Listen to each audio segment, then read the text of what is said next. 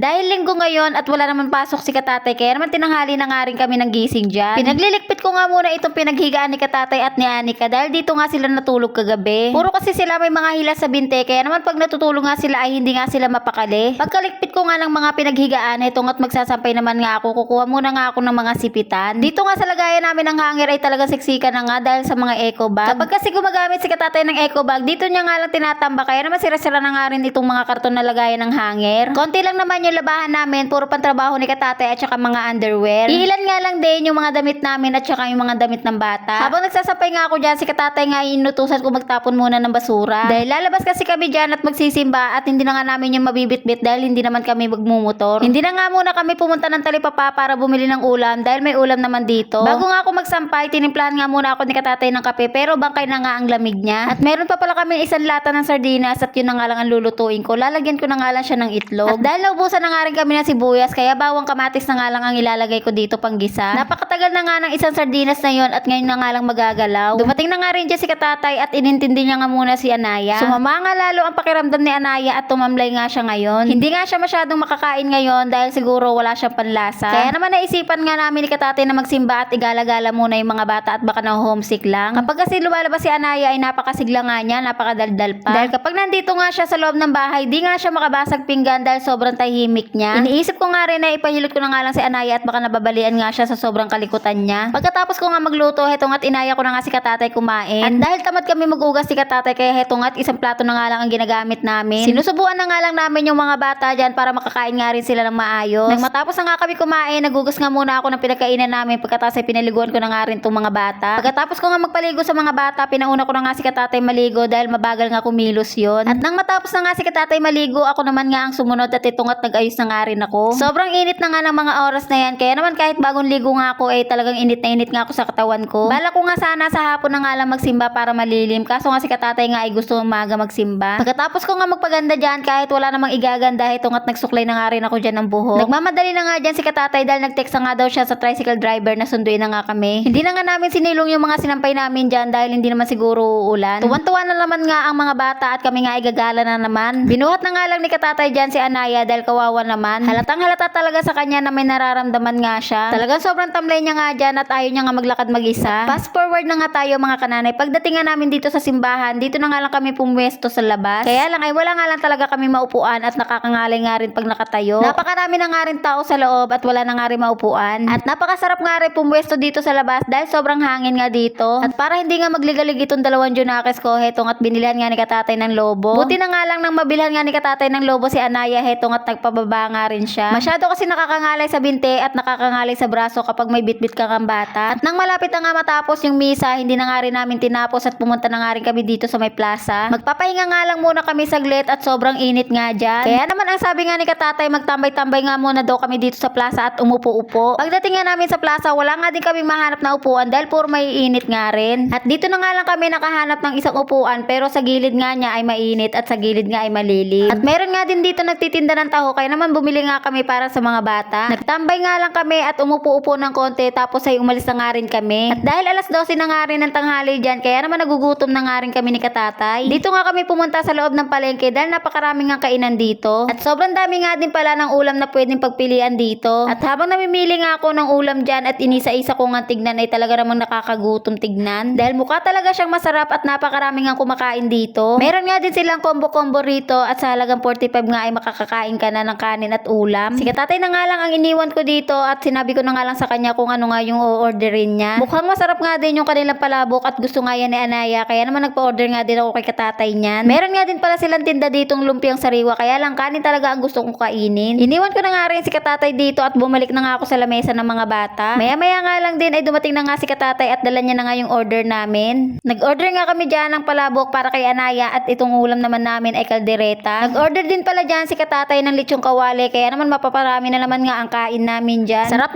na nga ako sa pagkain ko dyan at mauubos na nga rin yung kanin ko. At kahit si Anika nga ay nakaramdam nga din ng gutom, kaya naman kumain nga din siya ng kanin dyan. Tig-iisang kanin nga sana kaming apat dyan, kaso hindi nga kumain si Anaya ng kanin dahil palabok nga ang kinain niya. Hindi nga rin niya naubos yung palabok na kinakain niya, kaya naman si Katatay na nga lang ang kumain dahil sayang din at binayaran din naman namin yan. Pagkatapos nga namin kumain ay umuwi na nga rin kami agad. At dahil napakarami na naman nga namin naipon na coins, kaya naman ihuhulog ihulog ko na nga siya sa alkansya namin. Hanggang dito na lang muna. Salamat sa panonood.